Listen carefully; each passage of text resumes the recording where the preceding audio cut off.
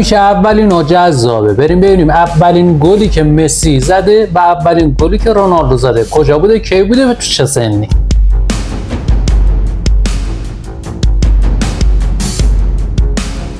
سلام، اینجا فوتبال ویترینه و اگه عاشق مسی و رونالدو هستی حتما پس برو ویدیوهای قبلیمونم که بررسی خیلی از مواردشون بود، مثل فالووراشون، مثل عملهای جراحیشون، مثل زندگی نامشون تو پیجمون هست، اونا هم ببینید و این ویدیوی جذابم تا آخر ببین و لایک کن.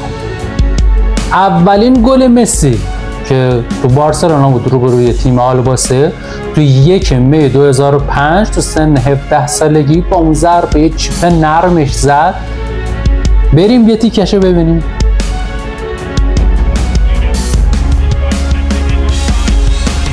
خب قبل از اینکه بریم اولین گل رونالدو رو ببینیم ازتون خواهش میکنم که ما رو حمایت کنید با لایکاتون، با کامنتاتون، با معرفی ما به دوستاتون. ساب بکن منو. گلی که رونالدو زد که تو اسپورتینگ لیسبون بود و مقابل مونیزه بود تو سن 17 سالگی تو 7 اکتبر 2002 2 تا گل توی بازی. بریم ببینیم.